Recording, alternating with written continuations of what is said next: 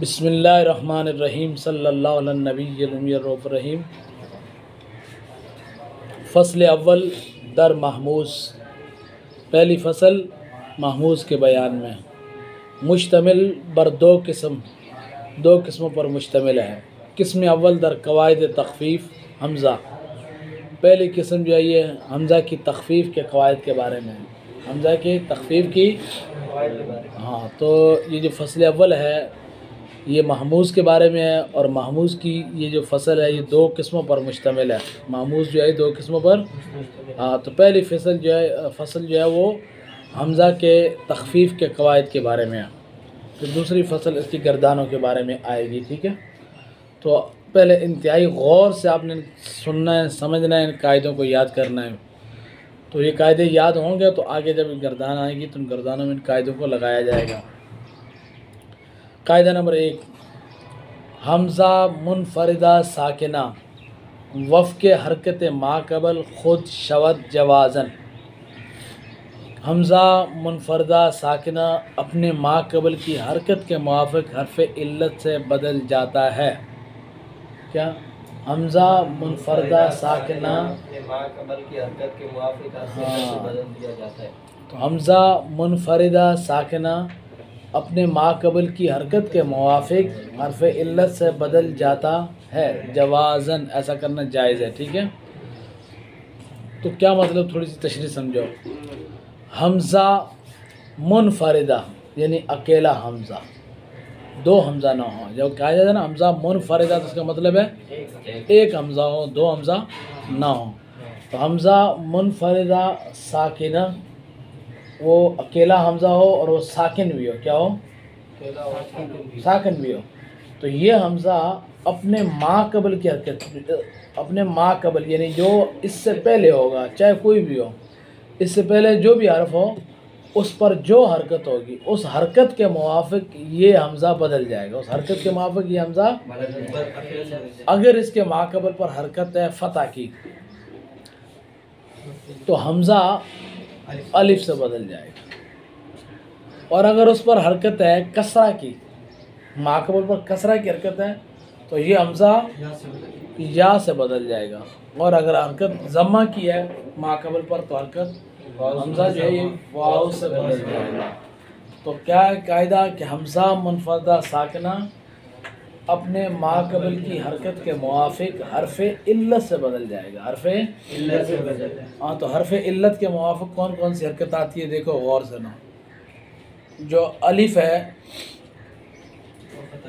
یہ فتح، فتح کے موافق حرف علت الف آتا ہے، ٹھیک ہے۔ کسرہ کے موافق حرف علت یا آتا ہے، اور ضمہ کے موافق حرف علت واو آتا ہے۔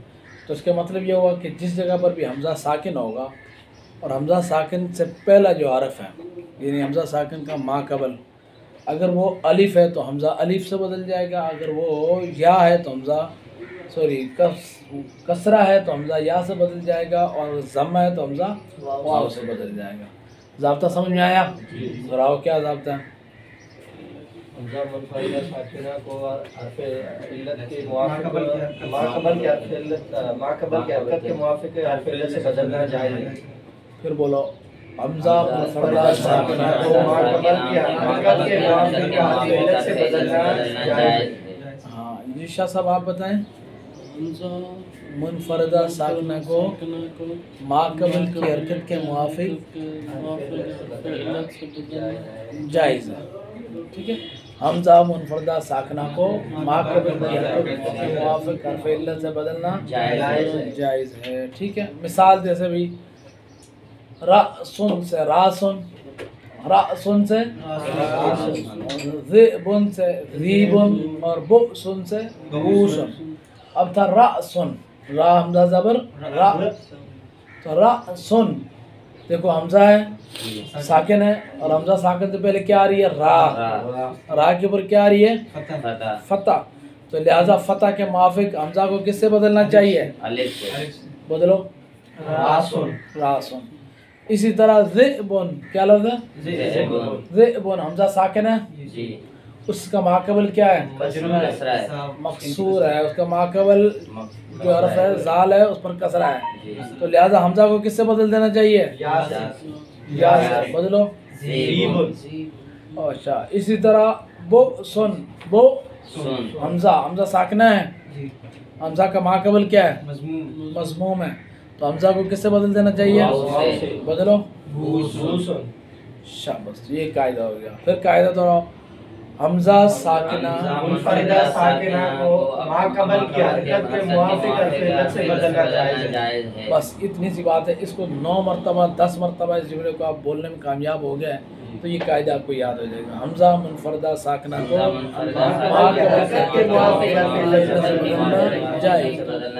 حمزہ منفردہ ساکنہ کو ماقبل کی حرکت کے موافق حرف علت سے بدلنا جائز.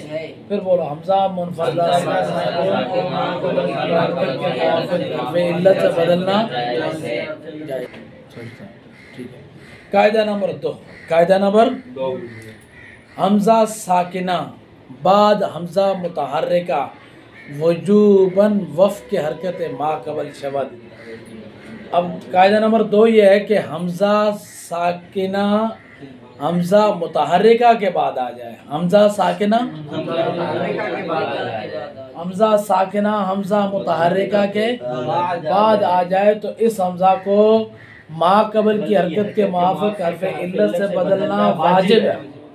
پہلا جائز تھا اب واجب ہے. پہلا قاعدہ جوازی تھا اور یہ قاعدہ وجوبی ہے. شاباش. اور یہ کیا ہے؟ حمزہ ساکنہ حمزہ متحرکہ کے بعد آ جائے. حمزہ ساکنہ اس کا بڑا آسان تھا. مطلب ہے کہ 2 حمزہ ہوں. پہلا حمزہ متحرک ہو اور دوسرا حمزہ ساکن ہو.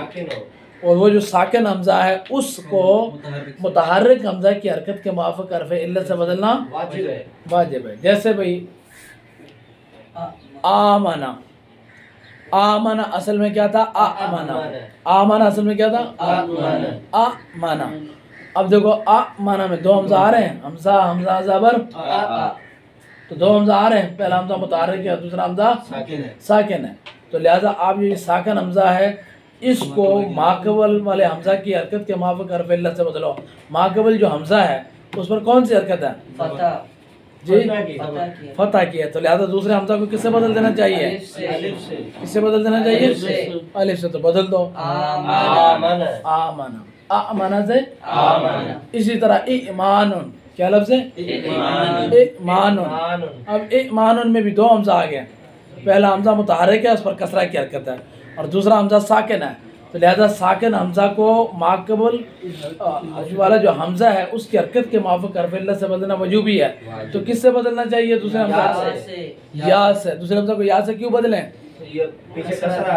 کیونکہ جو ماقبل والا جو حمزہ ہے اس پر کسرہ کی حرکت ہے. تو کسرہ کے موافق حرف علت کیا آتا ہے؟ یا.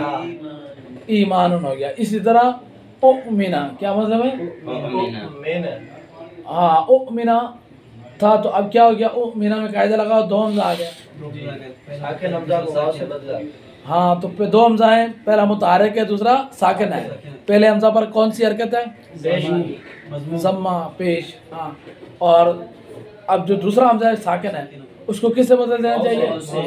بدلو. اومنا. تو آمنا ایمان اومنا. یہ ان میں وجوبی قاعدہ لگا. کون سا قاعدہ لگا؟ وجوبی قاعدہ لگا. شاباش. تیسرا قاعدہ. قاعدہ نمبر 3. حمزہ منفردہ مفتوحہ. حمزہ منفردہ مفتوحہ. ہاں جو پہلے قاعدے تھے وہ ساکن کے متعلق تھے. حمزہ منفردہ ساکنہ.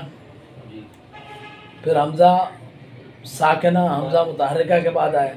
اور اب جو تیسرا قاعدہ ہے یہ ساکن حمزہ کے متعلق نہیں ہے. یہ متحرک حمزہ کے متعلق ہے. مفتوح حمزہ منفردہ مفتوح.